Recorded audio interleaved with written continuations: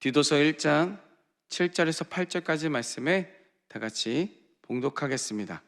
감독은 하나님의 청지기로서 책망할 것이 없고 제 고집대로 하지 아니하며 급히 분내지 아니하며 술을 즐기지 아니하며 구타하지 아니하며 더러운 이득을 탐하지 아니하며 오직 나그네를 대접하며 선행을 좋아하며 신중하며 의로우며 거룩하며 절제하며. 저는 오늘 디도서 1장 7절에서 8절까지 말씀을 가지고 말씀과 삶의 일치라는 제목을 함께 은혜를 나누고자 합니다. 어느 한 가정에서 어머니가 이 아들을 교육하고 있는데 이 아들에게 이렇게 얘기합니다. 얘야, 사람이 세상에 살면서 절대 거짓말하면 안 된다. 거짓말하면 정말 나쁜 행동이야 하면서 이런 교육을 하게 됩니다. 이런 어머니의 말씀에 이 아들은 고개를 끄덕이며 알겠습니다 라고 대답을 하게 됩니다. 잠시 후에 집에 초인종이 띵동 울리게 됩니다. 근데 누군가 하면 누가 찾아왔나 살펴보려고 했더니 평소에 귀찮은 부탁을 자주 했던 이웃이었습니다. 이웃을 만나기 싫었던 이 어머니는 이 자녀에게, 이 아이에게 귓속말로 이렇게 얘기합니다. 쉿, 지금 엄마 없다고 해? 그러자 이 아이가 아주 해맑게 큰 소리로 이 이웃에게 이렇게 얘기합니다. 우리 엄마가요, 집에 없다고 해요. 방금 전까지 자식에게 거짓말하지 말라고 신신당부해놓고 정작 자신이 어려운 상황에 닥치자 자신의 편의를 위해서 거짓말을 시키게 하는 행동, 이 말과 행동이 전혀 다른 모습을 보면 여러분 어떠십니까? 세상 사람들의 모습과 같다고 생각하십니까? 과연 세상 사람들만의 이야기일까요? 우리는 어떨까요? 어떤 한 남자가 있는데요, 이 남자가 차를 몰고 출근하는 길이었습니다. 부 하면서 차를 몰고 가더니 고속도로에 진입하자 이 고속도로에 내 앞차가 100km 달릴 수 있는 이 고속도로에 50km로 달리고 있지 않습니까? 얼마나 답답합니까? 너무나 답답해서 화가 나서 앞질러서 그 차를 대고 창문을 열고 이렇게 얘기합니다. 험한 욕설을 퍼부으면서 그렇게 운전할 거면 집에 가라고. 근데 마침 그 뒤따르던 순찰차가 있었는데 그 순찰차가 엥 하면서 사이렌을 울리고 그 남자의 차를 세우며 그 남자를 내리게 한 후에 수갑을 채우고 경찰서로 데려가게 됩니다. 얼마 후 신원조사를 마친 경찰관이 이 남자에게 정중하게 사과를 하며 그를 풀어주게 되었습니다. 근데 이 남자 얼마나 억울합니까? 억울해서 이 경찰관에게 따집니다. 아니, 내가 신호 위반한 것도 아니고 내가 범죄를 저지른 것도 아니고 범죄자도 아닌데 왜 나를 잡아갔습니까? 그러자 이 경찰관이 웃으면서 이렇게 대답합니다. 아니, 선생님 유리창에 보니까 예수님의 당신을 사랑하십니다 라는 스티커가 붙어 있는데 선생님이 하셨던 행동을 보니 이 차는 도난당한 거 맞네 하면서 당신을 잡아갈 수밖에 없었습니다 라는 대답을 하게 됐다라는 것입니다. 여러분, 오늘날 세상 사람들을 교회를 향해 바라보는 시선이 이와 같은 것 같기도 합니다. 겉모습은 포장되어 있습니다. 거룩한 모습으로, 거룩한 말로 십자가의 사랑을 말하고 십자가의 사랑에 옷 입었다라고 이야기합니다. 근데 막상 직장과 가정, 아니 이웃에게 대하는 것을 보면 세상 사람들과 별 다를 게 없는 것 같습니다. 그럴 때 우리는 우리의 모습으로 하나님의 영광을 가리게 된다라는 것입니다. 그리고 세상 사람들은 우리의 모습을 보고 하나님께 등을 돌리는 사건이 일어나게 됩니다. 여러분, 그런데 이런 사건들이 오늘 이 말씀에 이야기하고 있는 이 사도 바울이 영적인 아들인 디도를 그 그레데 섬에 남겨둔 이유가 바로 이 문제를 해결하고자 남겼다라고 이야기하고 있습니다. 그레데 지역은 물질적으로 풍요로울지 몰라도 도덕적으로 굉장히 타락한 곳이었습니다. 그래서 바울이 이 혼란스러운 곳에 교회의 영적인 질서를 든든하게 지키고자 영적인 지도를 임명하라고 디도에게 이야기합니다. 그런데 여러분, 여기서 놀라운 사실이 있는데 영적인 지도자를 세우기 위해 이런 조건을 내걸었다는 것입니다. 바로 세상의 학벌이나 지위와 재물을 보지 않고 바울은 오직 한 가지, 그의 입술이 그의 고백이 실제로 삶에서 얼마나 일치하고 있는지를 그 조건 하나만 봤다라는 것입니다. 즉 그의 인격과 성품이 가장 중요한 자격임을 바울은 이야기하고 있다는 것입니다. 오늘 우리는 이 말씀을 통하여서 겉으로만 머무는 종교인이 아니라 우리가 우리의 삶에 그 말씀과 일치되는 참된 신앙인으로서 거듭나는 시간 되기를 원합니다. 이 은혜의 시간을 통하여 예수 그리스도의 이름이 우리의 삶에 전파되기를 축원드립니다. 사랑하는 성도 여러분, 우리가 어떻게 하면 말씀과 삶에 일치하며 살아갈 수 있을까요? 바울은요 이렇게 얘기합니다. 영적인 정체성을 회복하십시오. 여러분, 오늘 말씀 읽었던 7절 상반절에 이렇게 기록합니다. 감독은 하나님의 청지기로서 책망할 것이 없고 라고 고백합니다. 우리가 바로 말씀과 삶이 일치되는 삶을 살기 위해서는 청지기로서 살아가는 우리의 삶의 청지기라는 삶의 정체성을 회복해야 된다는 것입니다. 청지기는요 이런 단어로 구성되어 있습니다. 바로 집을 뜻하는 단어와 관리하다라는 뜻하는 단어가 합친 합성어입니다. 무슨 말입니까? 바로 집을 관리하는 사람입니다. 내가 청지기라는 말은 내 삶이 내가 주인이 아니라 내 삶은 하나님께 위임받은 청지기로서의 삶이다라는 것입니다. 여러분, 우리가 신앙생활하면서 내 삶을 자꾸 말씀과 어긋나는 행동을 하게 된 이유는 무엇이냐면 내 삶이 주인이 나이기 때문입니다. 교회 밖에 나가는 순간부터 내 고집이 살아나서 세상 사람들과 똑같이 물질에 매달려 정정긍긍하며 살아가는 이유, 그 근본적인 이유는 내 인생의 주인이 나이기 때문이라는 것입니다. 내 고집대로 하고 급히 분을 내며 더러운 이득을 취하며 부끄러운 일들을 하며 전부 그 모든 것이 내 인생의 주인이 나다라는 것이 너무나 확고하기 때문입니다. 내 뜻대로 내 계획대로 내 마음대로 되지 않으니 화가 나는 것이고, 내 뜻대로 내가 취한 내 삶의 주인이기 때문에 내가 취한 것이기 때문에 내 통장에 물질이 채워지지 않으면 불안하고, 수단과 방법을 가리지 않고 헛된 이득을 취하기 위해서 노력하는 것이 내가 주인이기 때문이라는 것입니다. 그런데 십자가의 보혈로 구원받은 우리들은 내 인생의 주인이 내가 아니라 주님임을 우리가 반드시 고백하며 나아가야 될 줄 믿습니다.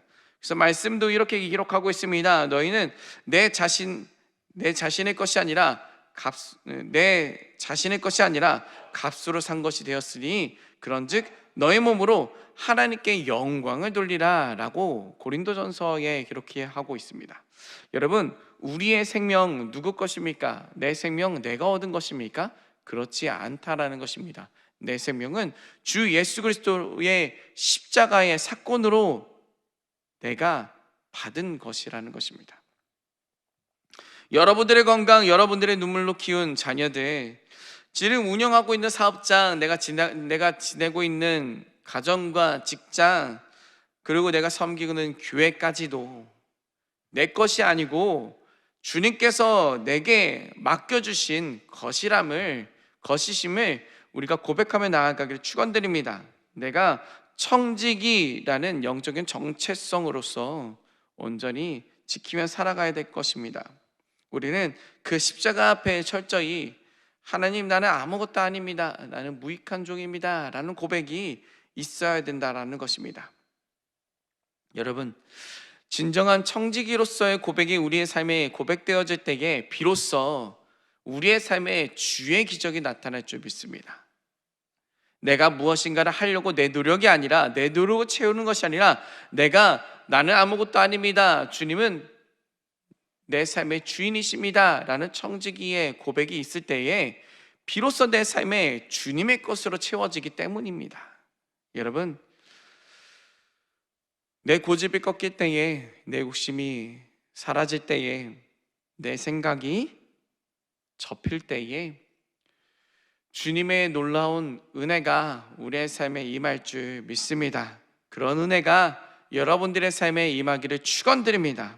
여러분, 나는 내 인생의 주인이 아니라 하나님의 청지기임을 고백하며 영적인 정체성을 회복하기를 원합니다. 그래서 우리의 입술과 고백이 온전한 삶에 일치되는 축복의 문이 열리는 우리의 삶이 되기를 축원드립니다. 우리가 이 말씀을 듣고 나는 청지기입니다 다짐하며 나아가면 막상 세상에 나아가면 어떻습니까? 청지기의 삶이 사라집니까? 잘 그러지 않은 것 같습니다. 여러분, 우리는 지금까지 신앙생활하면서 나는 청지기요 하면서 항상 고백하며 살아가지 않으셨습니까? 그런데 그 삶 변화되셨습니까? 여전히 끌려다니지 않습니까? 육신의 정욕에 끌려다니고, 왜 나는 안 되나? 왜 나는 자꾸 넘어질까? 왜 그럴까요? 여전히 우리의 삶에는 우리가 끊어내지 못한, 우리가 씻겨내지 못한 옛 습관이 있기 때문입니다. 그러면 그 옛 습관은 어떻게 버려야 할까요? 우리 7절 하반절 말씀에 보니까 이렇게 기록합니다. 제 고집대로 하지 아니하고 분을 내지 아니하고 술을 즐기지 아니하며 굿하지 아니하며 더러운 이득을 탐하지 아니하며. 바울은 영적인 지도자라면 반드시 필요할 것은 이런 것이다 라고 이야기하고 있는데, 여러분 가만히 보면 바울이 피해야 한다라고 나열한 이것들이 우리가 버려야 할 것이 아닌가 생각하게 됩니다. 내 뜻대로 되지 않아서 고집을 부리고 내 감정을 통제하지 못하고 내 육신의 욕망을 채우려고 더러운 것을 이득을 취하며 스트레스와 삶의 무게의 짐에 달래보려고 세상에 술을 기대며 살아가는 삶이 인간의 삶, 우리의 삶이지 않을까라고 생각이 듭니다. 사람들은 고통을 잊으려고 잠시 그 기쁨을 위해 술을 마시며 살아가기도 합니다. 아니, 술에 기대며 살아가는 것 같습니다. 그런데 여러분, 그 술이 우리에게 평안을 줍니까? 잠시 기분은 좋아질지 모르겠습니다. 좋더라고요. 기분은 좋아지더라고요. 과거에 한번 마셔보니 기분은 좋아지기도 하더라고요. 그런데 여러분, 자고 일어나면 어떻습니까? 머리가 깨지듯이 아프고 여전히 풀리지 않는 내 문제들이 재난과 같이 내 삶에 다가오지 않습니까? 후회가만 남습니다.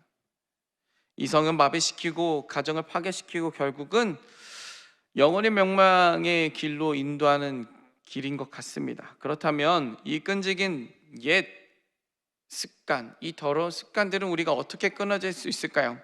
우리의 도덕적으로 수행한다고 해서 끊어질 수 있습니까? 우리의 결심으로 끊어낼 수 있습니까? 오늘부터는 내가 화를 내지 말아야지, 내가 오늘부터는 술을 끊어야지, 욕심을 버려야지, 아무리 100만 번 외쳐봤자 여러분 그 결심 얼마나 가십니까?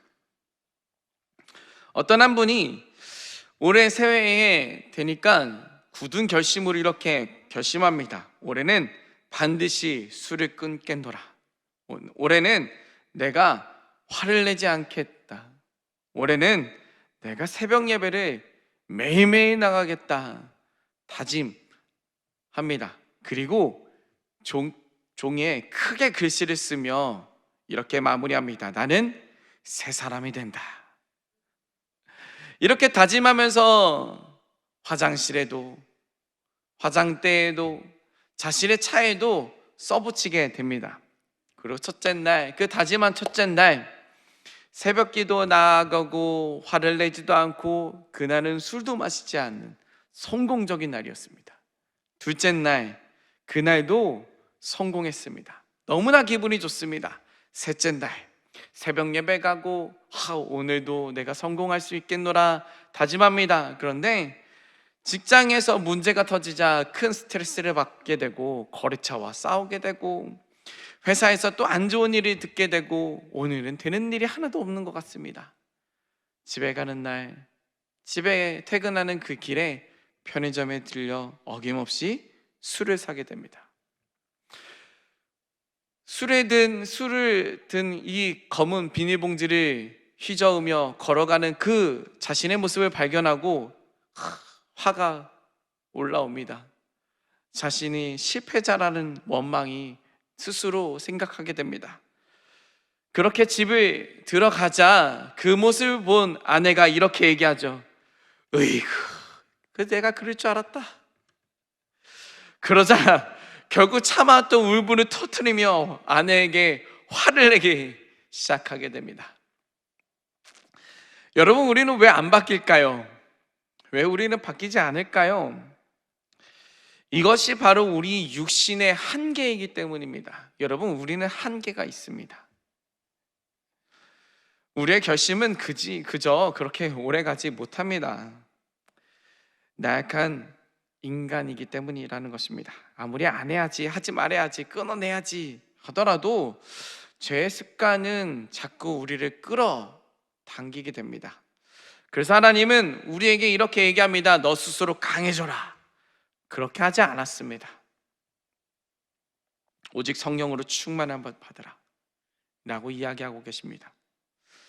여러분, 주님은 이렇게 얘기하죠. 술 취하지 말라. 이는 방탕한 것이니 무엇에? 오직 성령으로 충만함을 받으라. 주님은 너가 그렇게 끊어내야 된다, 너가 다짐해야 된다 라고 얘기하지 않으시고 주님은 우리에게 이렇게 얘기합니다. 성령의 충만함을 받으라. 우리가 오늘 이 시간 두 손을 높이 들고 주여 부르짖을 때에 하늘문이 열리고 오순절 마가다락방이 임했던 성령의 충만함이 오늘 우리의 삶에 임할 줄 믿습니다.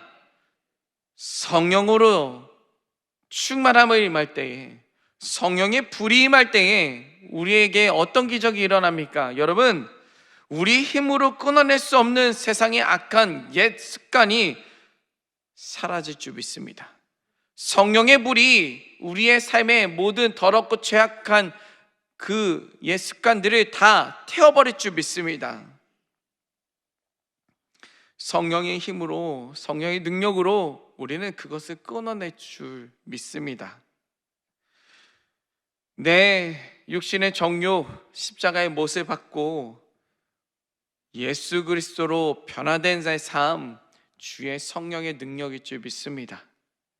사랑하는 성도 여러분, 성령의 불로 내 고집과 내 혈기, 내 욕심들, 내 찌꺼기까지도 태워버리시기 바랍니다. 그리고 그 옛사람을 십자가에 못 박히고 예수 그리스도로 인하여 넘치는 생명의 삶을 살아가시기를 축원드립니다. 여러분, 우리가 그 옛 습관을 다 성령의 불로 태워버렸으면 우리의 이 마음에 무엇으로 채워야 할까요? 여러분, 그 빈자리를 놔두면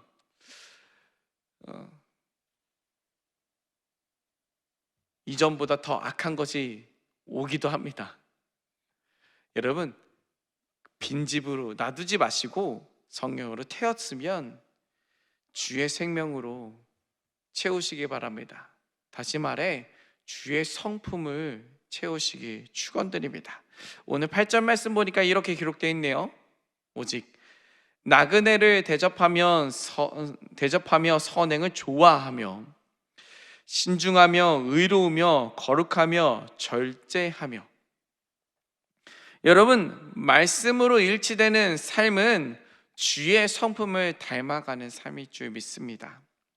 교회 안에서 거룩한 척하며 살아가는 삶이 아니라 삶의 자리에서도 하나님의 성품, 예수 그리스도의 성품을 자연스럽게 흘러 보낼 수 있는 그 삶이 우리의 삶이 되기를 축원드립니다.